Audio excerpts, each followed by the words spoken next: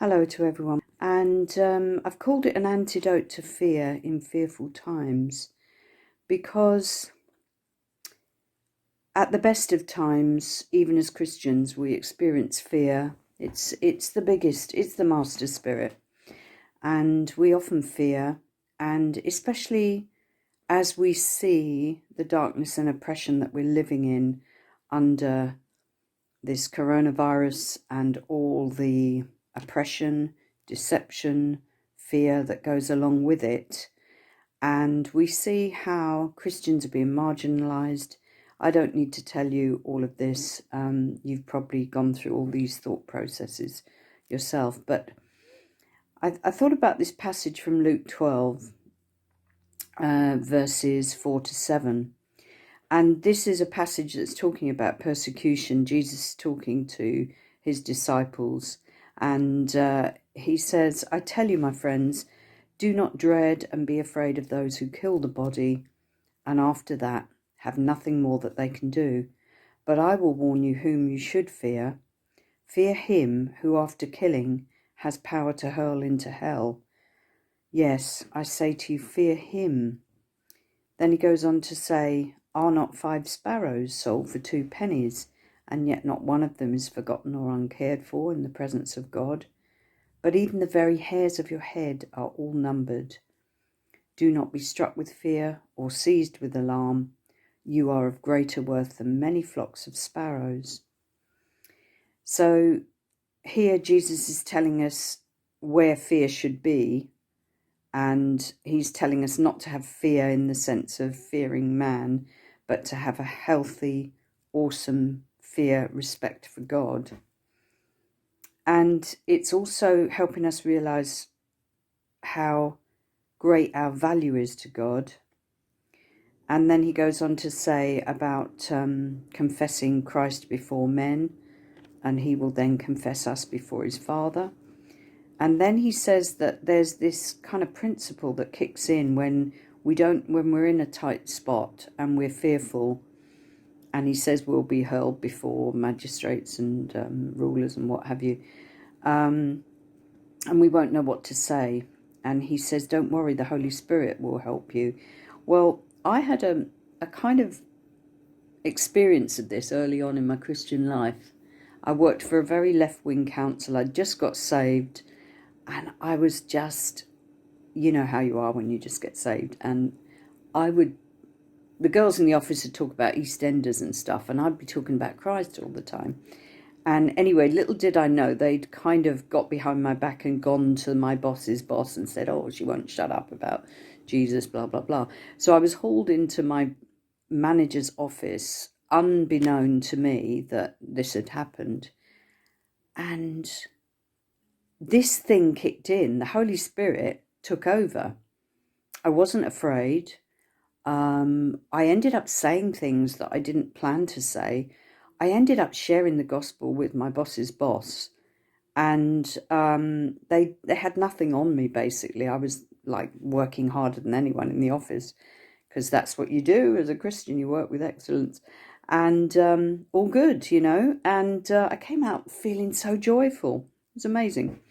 Anyway, so the Holy Spirit will empower us in fearful situations. There's numerous accounts of martyrs who went to death with incredible supernatural joy, despite the horrors they were facing.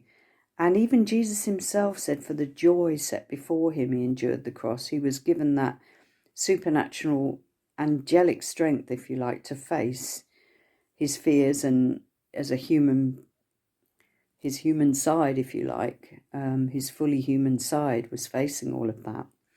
So there's 2 really important things in this passage. One is God's incredible care for us as individuals, and the other is God's omniscient, intimate knowledge of all things.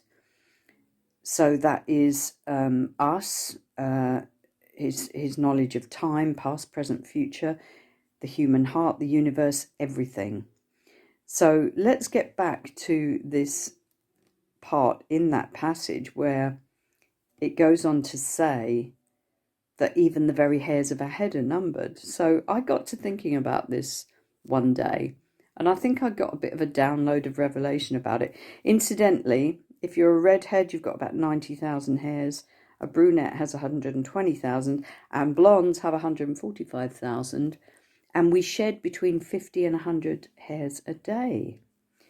So one day I got thinking about this, and I thought, who the heck keeps a head count on how many hairs are falling out of your head every day? And it kind of occurred to me, that's the sort of thing you do when you're obsessed with something or someone. And I thought, God is obsessed with us. He is obsessed, in love with, and crazy about you, if you didn't already know. So, and he does that, and he keeps a tab on nearly 8 billion of us constantly, like every time a hair falls out of her head, which is insane.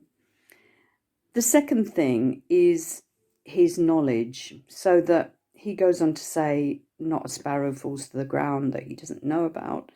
So even a sparrow or a spider could die without a human ever knowing or seeing it, but he sees and knows. He also says he declares the end and the result from the beginning, and from ancient times the things that are not yet done, saying, my counsel shall stand, and I will do all my pleasure and purpose. Isaiah 46:10. He knows the secrets of the human heart. Psalm 44:1. He alone knows the hearts of all the sons of men. 1 Kings 8:39. So I heard it explained like this one time in terms of God's bird's eye view of time. It's like we could be standing in a street watching a parade go by. We'll see it in snapshots as it passes us, but God stands above it, and he sees the end from the beginning. He can see where it starts, where it finishes, and everything in between all at once. And I found that really helpful. And that is kind of the way God sees time and the way God sees everything. And it isn't the way that we're permitted to see it. So he doesn't reveal it. And that requires faith to leave that middle bit and everything in between to him. So basically, he knows it all in minute detail, and it's a smart move to trust him and leave the middle and the beginning and the outcome to him. So in summary, God knows how everything is going to pan out in any given situation, however horrific, however wonderful, he knows it all. And the incredible thing is he loves and cares about us in this unique, individual, one-on-one way. So if we keep that in mind, and I have to do that, I'm a serial planner person. I like to see everything plan out. I like to think it through. And I have to work at this to not try and be in control of the whole outcomes of everything. But if we really take this to heart, the summary of all this is we can afford to relax and not sweat the hard stuff. We can leave it to him. We can let go and let God. So that's it, folks. I hope that's encouraged your faith. It encouraged me again, putting it together and thinking about all this. So until the next time, keep the faith.